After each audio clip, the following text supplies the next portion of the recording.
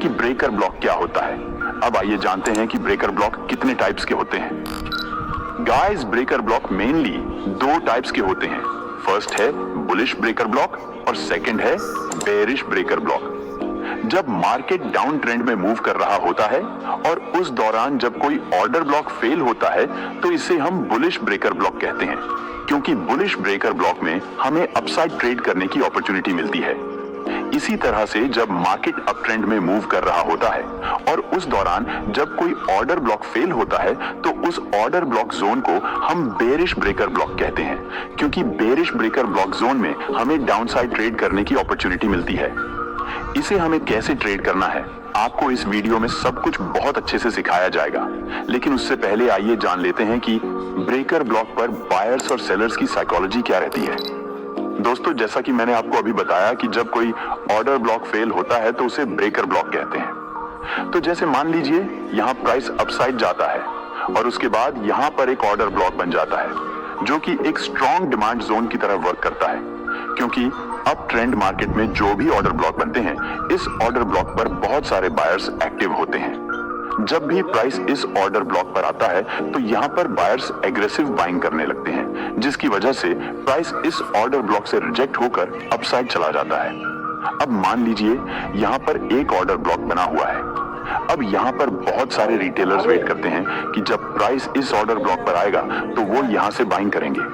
अब देखिए, कई बार ऐसा होता है कि जब प्राइस यहाँ इस ऑर्डर ब्लॉक पर आता है यहाँ पर बहुत सारे बायर्स बाइंग करने लगते हैं, लेकिन इस बार बायर्स प्राइस को यहाँ से रिजेक्ट नहीं कर पाते हैं, क्योंकि बायर्स के कंपैरिजन में सेलर्स ज्यादा स्ट्रांग होते हैं, यानी कि बाइंग से ज्यादा इस ऑर्डर ब्लॉक पर सेलिंग हो रही होती है, जिसकी वजह से बायर्स प्राइस को अपने कंट्रोल में नहीं कर पाते हैं,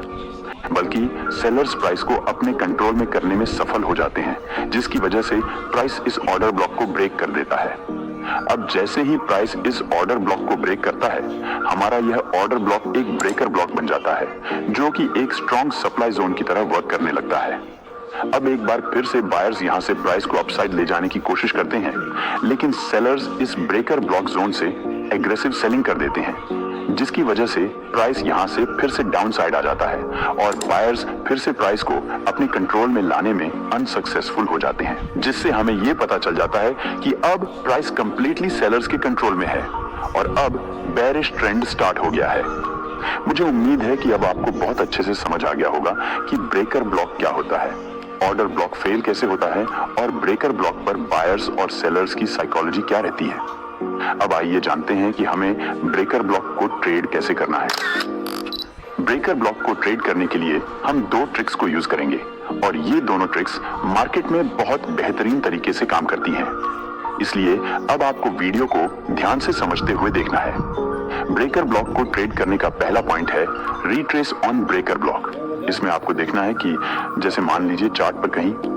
इस तरह से बुलिश ब्रेकर ब्लॉक फॉर्म होता है, तो वहां पर आपको इंतजार करना है जब price bullish breaker block form करने के बाद कुछ इस तरह से एक रिट्रेस दे और उसके बाद जब प्राइस इस रिट्रेस के ऊपर क्लोजिंग कर दे तो आप यहां से बाइंग कर सकते हैं। साथ ही ध्यान रहे कि जब प्राइस इस रिट्रेस के हाई को ब्रेक करे तो ये ब्रेकआउट वाली कैंडल की अपर विक इस तरह से ज्यादा लॉन्ग नहीं होनी चाहिए।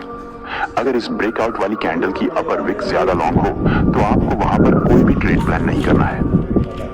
इसी तरह से आपको देखना है कि जब भी मार्केट में कहीं पर कोई इस तरह से बेरिश ब्रेकर ब्लॉक फॉर्म होता है, यानी कि जब भी कोई ऑर्डर ब्लॉक फेल होता है, तो यहाँ पर आपको इंतजार करना है जब प्राइस यहाँ पर इस ब्रेकर ब्लॉक पर एक रिट्रेस दे और रिट्रेस देने के बाद जब प्राइस इस रिट्रेस के लो को ब्रेक डाउन करके क्लोजिंग कर दे तो आप यहाँ से सेल कर सकते हैं। इसमें आपको अपना स्टॉप लॉस इस रिट्रेस के हाई के ऊपर रखना है और इसमें भी आपको अपना पहला टारगेट प्रीवियस स्विंग लो तक रखना है।